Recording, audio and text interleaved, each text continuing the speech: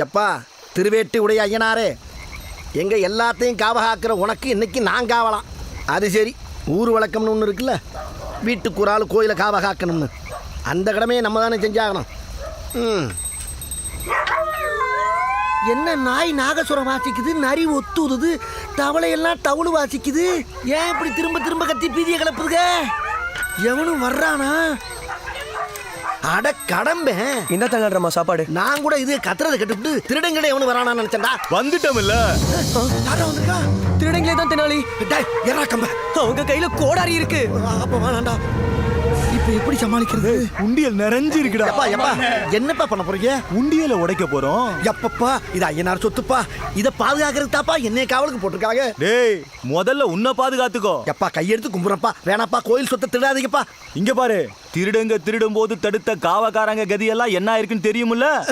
அதனால உண்டியில இருக்கிறத எல்லாத்தையும் அள்ளிக்கிட்டு வெளியில போற வரைக்கும் எங்க நின்னியோ அங்கேயே போய் நின்னு சத்தம் போடாம வேடிக்கைத்தான் பார்க்கணும். வேணாப்பா, ஓ அங்க போய் நில்லு. பெரிய தப்பு பாதுப்பா. பெருசா காவ காக்கு. என்ன தெனாலி ராமா, நீ காவ காக்குற அன்னைக்கு இப்படி ஆயிடுச்சு. இப்ப பாரு, உண்டியல உடைக்காம அந்த தடி எப்படி ஓடி வர்றான். ஐயனாருக்கு அலங்காரம் பண்ற அவ்வளவு நகையும் கோயிலுக்குள்ளதான் இருக்குன்னு இவங்களுக்கு என்ன தெரியவா போகுது? என்னது? நான் சொன்ன மாதிரி வந்துட்டான். ஐயனாருக்கு அலங்காரம் பண்ற நகை பூரா கோயிலுக்குள்ளேயே இருக்கா? இல்லப்பா, நாங்க வேற பேச்சுக்கின்றப்பா, உங்க அதுல பாதி தாப்பா விழுந்துருக்கு. ஏய், எங்களுக்கு பகலை விட ராத்திரியில தான்டா நல்லா காது கேட்கும். நல்லா கேட்டுச்சு. நீயா சொல்லிட்டா உனக்கு நல்லது. இல்ல சொல்லிடுறப்பா, நீ ரொம்ப ஆர்வமா இருக்க, சொல்லிடுறேன். அது ஐயனார் நகையை பூரா ஒரு பெரிய இரும்பு பெட்டிக்குள்ள போட்டு அதை அப்படியே மூடி மூடி மூடி என்ன வெட்டுறத விடப்பா, அந்த பாலடைஞ்ச கிணத்துல நல்லா ஆழமா தோண்டி பதுக்கி வச்சிருக்காங்க. முதல்ல அதை போய் வெட்டு. அண்ணே, உண்டியல் உடைக்கிறத நிறுத்துக்கடா. அதை விட பெரிய புதையல் கிணத்துக்குள்ள இருக்கு. நம்ம ஆளுகளை பூரா வர சொல்லி விடியறதுக்குள்ள தோண்டி எடுக்கடா. இவனை எங்கேயும் போக விடாம நான் பாத்துக்கிறேன்.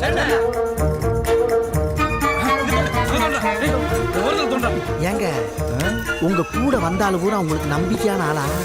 ஏன்டா இப்படி கேக்குற? என் கூட இருக்கிற கூட்டாளிங்கடா அவனுங்க. எனக்கு நம்பிக்கை இல்லைங்க, நீங்க ரொம்ப வெள்ளந்தியா இருக்கீங்க. அட ஒருவேளை அந்த புதையல் கிடைச்சிருச்சுன்னு வச்சுக்கங்க, அதை எவனாச்சும் ஒருத்தன் எடுத்து அவன் தனியா குழியை தோண்டி புதைச்சிட்டு மேல வந்து உங்ககிட்ட இல்லைன்னு போய் சொல்லிட்டு நாளைக்கு அவனுக்கு வந்து எடுத்துட்டு போயிட்டானா என்ன பண்ணுவீங்க? அவன் சொல்றது நியாயம் தானே. போன தடவை மாறி போய கூட இப்படி தானே பண்ணிட்டான். சரியா சொன்னடா. இப்ப என்னடா பண்ண சொல்ற நீ?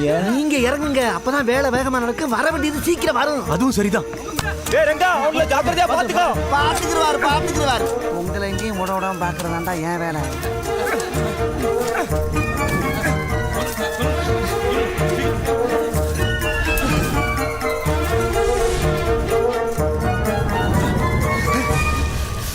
என்னடா தண்ணி வருது? ஏய், புதையல் வரும்னு சொன்ன, தண்ணி வருது. தண்ணி வந்துருச்சா? அப்பாடா, காணா போன கிணறு கிடைச்சிருச்சு. இங்க ஊருக்காரங்க உங்க சேவையை பாராட்ட வந்துட்டாங்க. மேல வாங்க. உனக்கு இன்னுமா புரியல? புதையலுக்கு போய் சொல்லி தண்ணி வர வரைக்கும் கிணறு ஒண்ணு விட்டானா அவன்? எப்பா, ஒரு பேச்சுக்கு கிணத்துக்குள்ள புதையல் இருக்குன்னு சொன்னதுக்கு 3 மாசம் தூர் வர வேண்டிய கிணற ஒரே நாள் ராத்திரி தூர்வாரி தண்ணி நினைச்சிட்டீங்கப்பா. எங்க ஊர் ஏரிக்குள்ளேயும் புதையல் இருக்கா, தூர் வாரீங்களா?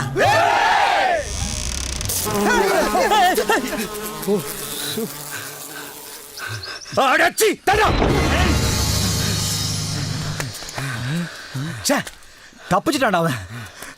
இப்ப கூட ஒண்ணும் இல்ல, வந்த வழியை பார்த்தே போயிருவோம்.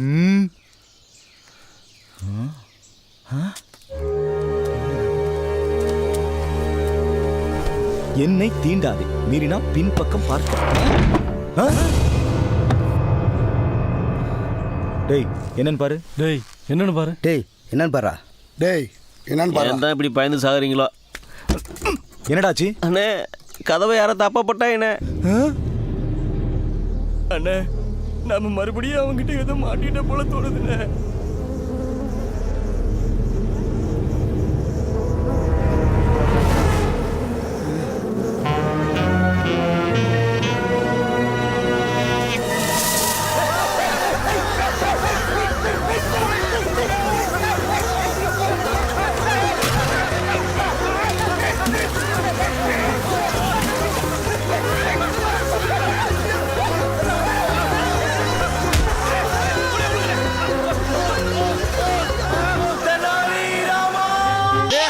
உள்ளே வாங்கும் பரிசில் பாதி என்ன முழுவதையுமே தங்களிடம் தந்து விடுகிறேன். போதுமா? டேய் உன்னை நம்பலாமா? தங்களுக்கு நம்பிக்கை என்றால் தாங்களே என்னுடன் வாருங்களேன்.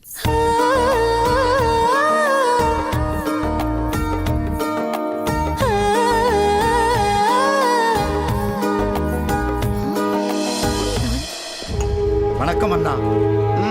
இவரோடு பரிசு முடிகிறது. முதல் கேள்விக்கு கிடைக்கும் பரிசை முழுவதையும் என்னிடம் கொடுத்து விட வேண்டிய ஜாக்கிரதை.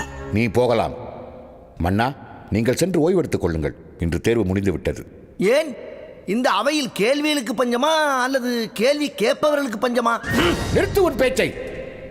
மன்னா, உன்னிடம் சுலபமான கேள்விகள் 100 கேட்கட்டுமா அல்லது கடினமான கேள்வி ஒன்றே ஒன்று கேட்கட்டுமா? 100 கேள்விகளும் சுலபம் என்று தாங்களே சொல்லிவிட்டீர்கள். பிறகு அதற்கது கடினமான அந்த ஒரு கேள்வியே கேளுங்கள், அதற்கு மட்டும் நான் பதில் சொல்கிறேன். கோழியிலிருந்து முட்டை வந்ததா இல்லை முட்டையிலிருந்து கோழி வந்ததா? அமைச்சரே, இந்த கேள்வியை போன மாதம் நான் உங்களிடம் கேட்ட பொழுது இதற்கு விடையே இல்லை என்று சொன்னீர்களே. அது போன மாதம் மன்னா. என்ன தடுமாற்றம்? கோழியிலிருந்து முட்டை வந்ததா முட்டையிலிருந்து கோழி வந்ததா? எது முதல்? முட்டையிலிருந்து கோழியில் இருந்து தான் முட்டை வந்தது. அப்படி என்றால் கோழி எங்கிருந்து வந்தது? மன்னிக்க வேண்டும், தாங்கள் என்னிடம் கேட்பதாக சொன்னது ஒரே ஒரு கடினமான கேள்வி. அதற்கு நான் பதிலளித்து விட்டேன். இப்பொழுது நீங்களே வாக்கு தவறி இரண்டாவது கேள்வி கேட்பது நியாயமா? அடடா அடடா அடடடடடடடடா, ரொம்ப பிரமாதம். உனக்கு என்ன பரிசு வேண்டும்? வெறும் அறிவை வைத்து முதுகை கூட சொல்ல முடியாது. எதை கேட்டாலும் நிறைய கேளு, இல்ல பிச்சு போடுவேன் பிச்சு. மன்னா, எனக்கு 100 சவுக்கடி வேண்டும். சவுக்கடி? சவுக்கடியா? சர்ச்சைக்குரிய கேள்வி, சாமர்த்தியமான பதில். பிறகு அதற்கு சவுக்கடி? நான் விரும்பியது எனக்கு வேண்டும் மன்னா. சரி, யாரங்கே அவர் விருப்பத்தை நிறைவேற்றுங்கள்.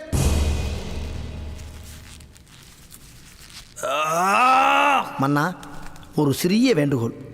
இந்த சவுக்கடி பரிசை ஏதோ இங்கு நிற்கிறாரு தலைமை காவலாளி, அவருக்கே கொடுத்து விடுங்கள். என்ன உளறுகிறாய்? உளரவில்லை மன்னா. என்னை உள்ளே அனுமதிக்க வேண்டும் என்றால் முதல் கேள்விக்கு நான் வாங்கும் பரிசில் அவருக்கு பாதி தர வேண்டும் என்று உத்தரவு போட்டார்.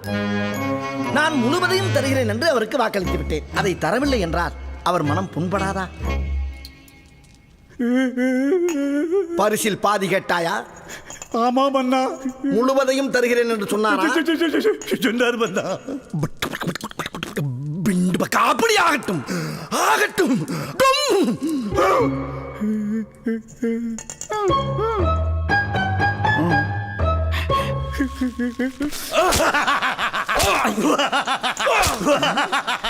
மன்னா, இவர் சாட்டை பிடிப்பதில் கொஞ்சம் கோட்டை விடுகிறார்.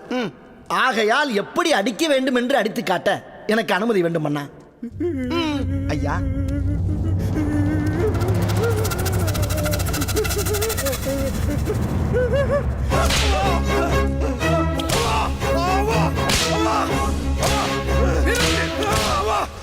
என்ன அடிப்பவனை அடித்துக் கொண்டிருக்கிறாய்? மன்னா, அடிப்பவரை அடித்து காட்டினால்தான் எப்படி அடிக்க வேண்டும் என்பதை தெரிந்து கொள்வார் மன்னா. அப்படியா? சரி, நடக்கட்டும். நன்றி மன்னா.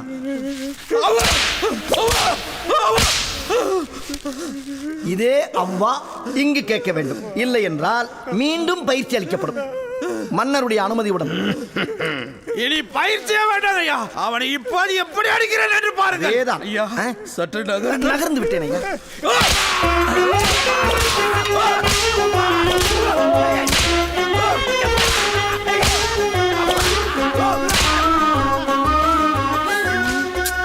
இவன் இப்படி இங்கு வந்தான்? வந்ததை பற்றி ஆராய்வதை விட்டுவிட்டு அவனை விரட்டுவதை பற்றி யோசி மாதுளை. எனக்கு வழி தெரியாது, என்ன செய்கிறேன் பார். போதும் ஐயா, ஏன் நிறுத்த சொன்னாய்? மீண்டும் அவனுக்கு பயிற்சி தேவைப்படுகிறதா? அவசியம் இல்லை மன்னா, இன்று இது போதும். மறுபடியும் இவர் தவறு செய்தால் அன்று மீதமுள்ள சவுக்கடி பரிசை இவருக்கே கொடுத்து விடுங்கள். அதுவும் சரிதான். அறிவு முதுகை சொரிந்ததா? என்னை மன்னித்து விடுங்கள் மன்னா. என்னையும் மன்னித்து விடுங்கள் மன்னா.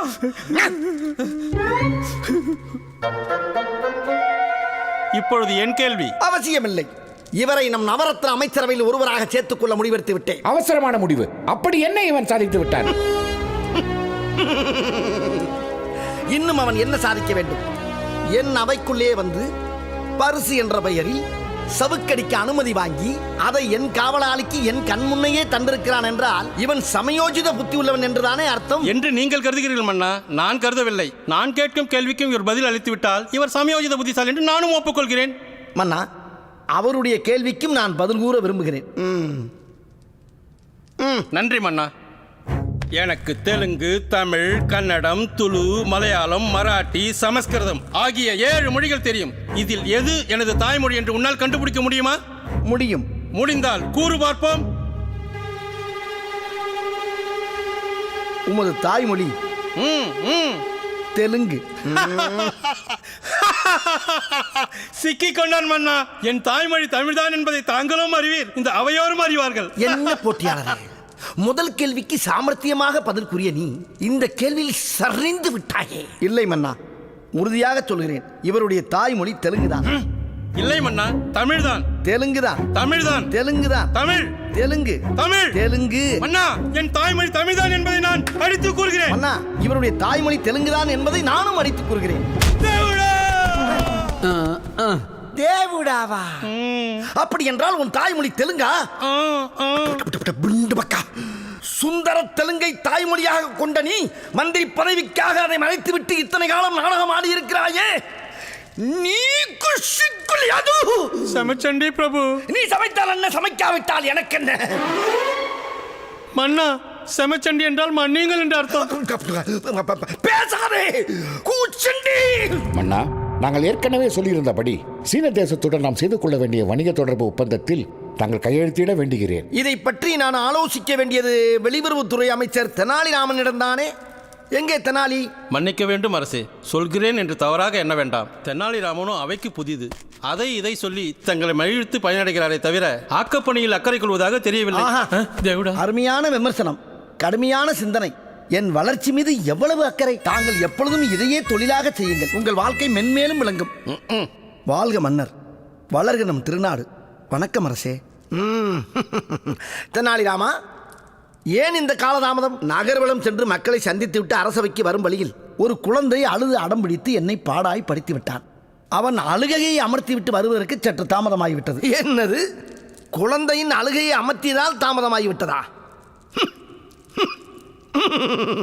எல்லாம் அறிந்த நம் மன்னரிடம் கூறும் காரணமா இது? இதை நம்புவதற்கு நாங்கள் யாரும் தயாராக இல்லை. ஆமாம் ஆமாம், நாங்கள் தயாராக இல்லை. நான் சொல்வது உண்மை மன்னா, தாங்களாவது நம்புங்களேன். ஒரு குழந்தையின் அழுகையை அமர்த்துவது அவ்வளவு கடினமா? இந்த பழுதுபட்ட காரணத்தை நான் நம்ப வேண்டுமா? மன்னா, இந்த உலகத்தில் ஒரு குழந்தையின் அழுகையை அமர்த்துவது என்பது மிக கடினம். தெனாலி, சொன்னதையே பலமுறை சொன்னால் அது உண்மையாகி விடாது. தாமதமாக வந்ததற்கு சரியான காரணத்தை நீ இப்பொழுது சொல்லவில்லை என்றால் கடுமையாக தண்டிக்கப்படுவாய். மன்னா, இதற்கு ஏன் கோபம்?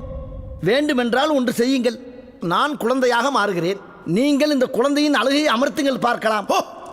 என்னிடமே அறைகூவலா? பார்க்கலாம், பார்ப்போம்.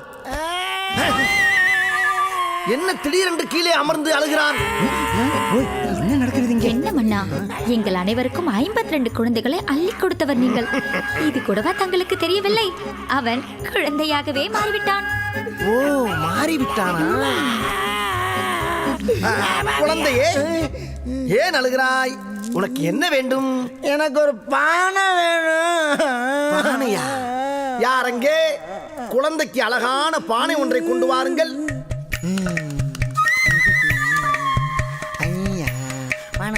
பார்த்தீர்களா? பானையை பார்த்தவுடன் குழந்தை அழுகையை நிறுத்தி குதூகலமாகிவிட்டது. பிறகு என்ன? உனக்கு சந்தோஷம் தானே? மறுபடியும் எதற்கு அழுகிறான்? அமைச்சரே, மன்னா, பார்த்து கொண்டே இருந்தால் எப்படி? போய் கேளு. என்னவாக இருக்கு?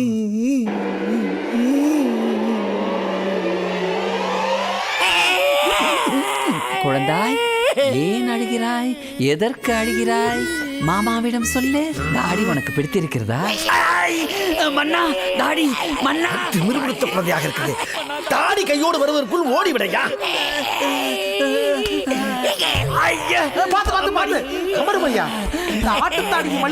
கேட்கிறீரா? குழந்தையே, மீண்டும் எதற்கு அழுகிறாய்? எனக்கு யானையா?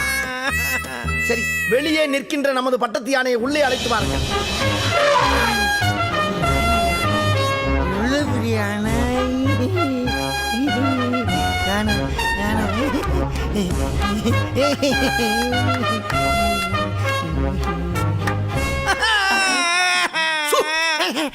முதலில் பானை கேட்டாய் தந்து விட்டேன், பிறகு யானை கேட்டாய் அதையும் தந்து விட்டேன். இன்னும் எதற்கு அழுகிறாய்? மியா மியாமா? ஓ, பூனை வேண்டுமா? போனா கிறுக்கு. கிறுக்கா? ஆமா, உனக்கு ஒண்ணுமே புரியல. வாய மூடு. உனக்கு இப்போது என்ன வேண்டும்? இந்த பானைக்குள்ள அந்த யானை போகணும். அதை உள்ளே அழைத்து வந்ததே பெரிய பாடு. பானைக்குள் எப்படிடா போகும்? மன்னா, இப்படி கேட்டது நான் அல்ல, அந்த குழந்தை. அந்த குழந்தை இப்படியா கேட்டது? குழந்தையின் அழுகையை எப்படி நிறுத்தியிருப்பான்? நீங்கள் குழந்தையின் அழுகையை அமர்த்தியே ஆக வேண்டும்.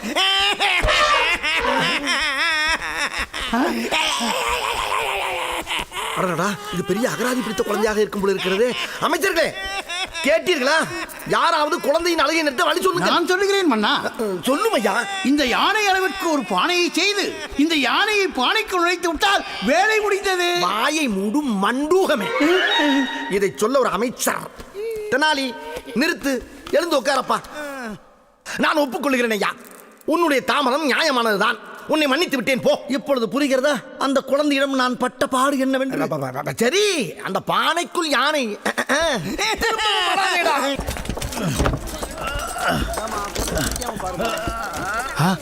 என்ன கொடுமை!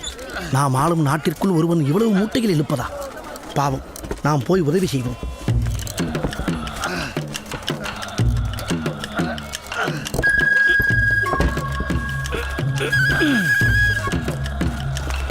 என்ன இழுக்கிறானா அல்லது நின்றபடி தூங்குகிறானா? ஆஹா, மூட்டை விழுந்து விட்டதே. எடுத்து வைத்து விடுவோம்.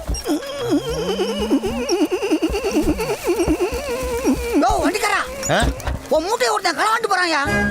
கலாண்டு போறானா? அதான் வண்டி இல்லையா? கோபமாக ஓடி வருகிறாங்க. எங்கடா ஓட பாக்க? டாவா ஐயா, நான் யார் என்று தெரியாமல் இப்படியெல்லாம் முரட்டுத்தனமாக நடந்து கொள்வது மிகவும் தவறு.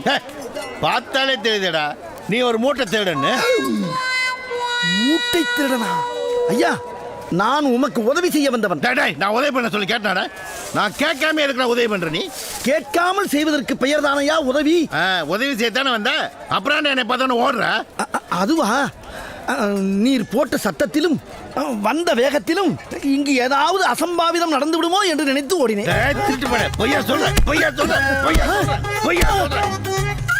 என்னையா குத்துகிறாய்? அப்புறம் கொஞ்சம் வாங்குறோ. நீ செஞ்ச தப்புக்கு நீ வந்து வண்டி எடுக்கிற. என்ன இப்ப சேடா உதவி? வந்த முதல் நாளே நல்ல கவனிப்பு. உதவி செய்ததற்கு மூட்டை இழுப்பதுதான் தண்டனையா? உண்மை சொல்லுமா? அவ்வோ, என் உடம்பில் ஏதோ சுரக்கிறது, சுரக்கிறது. என்னடா சுரக்குது? உடம்பெல்லாம் ஒரே நீராக ஊறுகிறது ஐயா. அது நீர் இல்லடா, வேர்வை. வேர்வையா? இதெல்லாம் எனக்கு வந்ததே இல்லையே. எப்படிடா வரும்? இப்படி திடீர்னா எப்படி வரும்? என்ன மாதிரி உழைச்சி சாப்பிட்டா வரும்டா. இனிமே உழைச்சி சாப்பிடு, உழைச்சி சாப்பிடு, உழைத்து சாப்பிடு என்று வளைத்து வளைத்து குத்துகிறானே. அவன் கூட்டாளியா எங்க இருக்கான்?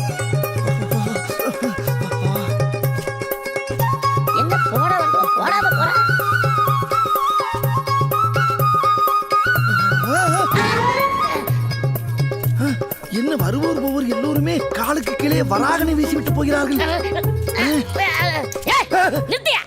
யாருக்கு சேர வேண்டிய காசை யார் வசூல் பண்றது? எப்பா, யாரப்பா நீ? என்ன விஷயம்? ஏன் இப்படி கொந்தளிக்கிறாய்? பின்னையா, நானே அரைக்குறையா பிறந்துட்டுமேனு அதை வச்சு தெருவில் ஆடி படி சம்பாதிக்கிற. நீ நல்ல உணவு மட மாதிரி உடம்பு வச்சுட்டு அது எனக்கு எதிராக ஒரு கடையை போட்டு ஒத்த கால வர ஆடு என் பழிப்பை கிடைக்கிறியா? நான் ஆடுகிறேனா? எப்பா, நான் காலனியை பறி கொடுத்து விட்டு கால் சூடு தாங்காமல் துடித்துக் கொண்டிருக்கிறேன். என்னை போய் உனக்கு போட்டியாக ஆடுகிறேன் என்கிறாயே. நீ ஆடாமலே அந்த சைனாக்கார காசு போட்டு போறான். உனக்கு தெரியுமையா, இந்த இடத்துல ஆறதுக்கு அரண்மனை அமைச்சர்ல இருந்து கடைசி காவலர் வரைக்கும் கப்பம் கட்டு இந்த இடத்தை குத்து எடுத்துருக்கிறேன். என்னது? அமைச்சர்களுக்கு கப்பம் கட்டுகிறாயா? கப்பம் கட்டாம ஆறதுக்கு இது என்ன ஒப்ப விட்டு இடமா? மரியாதையா போயிடு. எது? நான் போக வேண்டுமா? நீ கேட்கறத பார்த்தா போக மாட்ட போல இருக்க. அப்ப வேற வழி இல்ல, என்னுடைய ஆயத்தை உபயோகப்படுத்த வேண்டியதா. என்ன ஆயுதம்? அதெல்லாம் காட்ட முடியாது, செஞ்சாதான் உனக்கு தெரியும் புரியும். பயன்படுத்த போகிறாயா?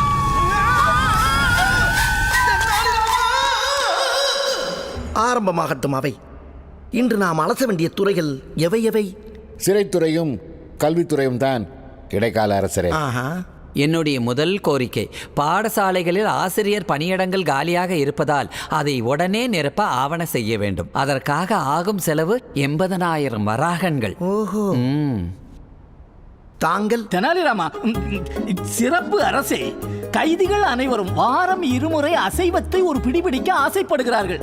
அதற்காக ஆகும் செலவு 1,00,000 வராகன் தான். உடனே நிறைவேற்றுங்கள். மரத்தடி பள்ளிகளை கட்டிடங்களாக மாற்ற ஆகும் செலவு 2,00,000 வராகன். இருக்கட்டும் இருக்கட்டும். சிறைச்சாலைக்குள்ளே ஒரே புழுக்கமாம், கைதிகள் அவதிப்படுகிறார்கள். அதனால் சகல வசதிகளும் கூடிய நவீன சிறைச்சாலை ஒன்றை கட்டினால் நன்றாக இருக்கும் என்பது என் தாழ்மையான கருத்து. அதற்கு செலவாகும் தொகை வெறும் 3,00,000 வராகன் தான். ஓ, அப்படி என்றால் வசதியுடன் கூடிய ஆடம்பர சிறைச்சாலை கேட்கிறீர்கள். உடனே அடிக்கல் நாட்டு விழாவுக்கு ஏற்பாடு செய்யுங்களேன். பிள்ளைகள் பாடசாலைகளில் கல்வி கற்பது மட்டுமல்லாமல் மாதம் ஒரு முறை கல்வி சுற்றுலா. போதும், நீங்கள் சொல்லுங்கள். கைதிகளை மாதம் ஒரு முறை முன்னணி கூத்து கதாநாயகர்களின் கலை நிகழ்ச்சிகளை பார்க்க செய்து பாவப்பட்ட கைதிகளை பரவசமடைய செய்ய வேண்டும். கைதிகளின் மனதிலும் கலையை வளர்க்க ஆசைப்படுகிறீர். ஆம், அப்படித்தான். என்ன ஒரு விசாலமான எண்ணம். அரங்கேறட்டும். போதும், நிறுத்துங்கள். நானும் பார்த்து கொண்டே இருக்கிறேன். கல்வி அமைச்சர் கேட்கும் எந்த திட்டங்களுக்கும் செவிசாய்க்காமல் சிறைத்துறையை மட்டும் மேம்படுத்த முயற்சிக்கிறீர். என்ன இது? எல்லாம் உங்களுக்காகத்தான். இவருக்கு இருக்கும் தொலைநோக்கு பார்வை கூட உங்களுக்கு இல்லாமல் போய்விட்டதே. புரியவில்லையா? உங்கள் ஊழல் அனைத்தும் வெளிவந்த பிறகு நீங்கள் என்ன பாடசாலைக்கா செல்ல போகிறீர்கள்? சிறைச்சாலைக்குத்தானே செல்ல போகிறீர்கள். இவருக்கு ஏதோ பரிந்துரை செய்தீர்களே. கல்வி, கல்வித்துறை. இவர் கல்வியை கற்றுக் கொடுக்க சொன்னால் விற்றுக்கொண்டல்லவா இருக்கிறார், அதுவும் ஆரம்ப பாடசாலையில் இருந்தே. தாங்கள் என்ன துறை? மருத்துவத்துறை. மருத்துவம், சுற்றுப்புற சூழல், சுற்றுப்புற சூழல், மருத்துவம். நாட்டின் சுகாதாரத்தையே சீரழித்து மக்களை நோயாளிகளாக்கி சிகிச்சை என்ற பெயரில் இருவரும் கூட்டாக சேர்ந்து கொள்ளையடிக்கிறீர்கள். நோய் வந்த மக்களுக்குத்தான் வைத்தியம் பார்க்க வேண்டும், நோயை வரவழைத்து வைத்தியம் பார்க்க வேண்டிய அவசியமில்லை. புரிகிறதா? ஐயா, தாங்கள் என்னவோ என்ன விட்டத்தை பார்க்கிறீர்? நான் சொல்லட்டுமா? விவசாயத்துறை. பதவி பிரமாணம் செய்த போது எடுத்துக்கொண்ட துறை. நீண்ட நாட்கள் ஆனதால் சட்டென்று எண்ணத்தில் எட்டவில்லை. அப்படித்தானே? விவசாயத்தை அடியோடு மறந்து விட்டீர்கள் ஐயா.